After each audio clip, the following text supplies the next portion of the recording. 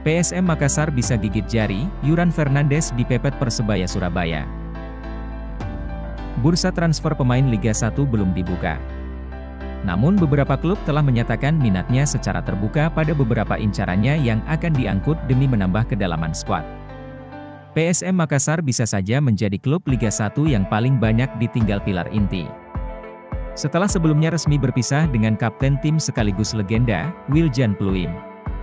Kabarnya beberapa pemain inti yang turut serta mengantar PSM Makassar menjadi juara BRI Liga 1 2022-2023, juga disebut-sebut akan hengkang.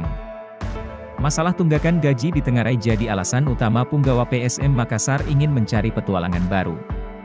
Setelah sebelumnya duo Sayuri, Yakob dan Yance Sayuri disebut masuk daftar belanja Persebaya Surabaya, teranyar nama Yuran Fernandes juga disebut-sebut sedang didekati klub Liga 1. Yuran Fernandes merupakan pilar utama PSM Makassar di lini belakang. Sosoknya sangat sentral dalam mengawal pertahanan Juku Eja.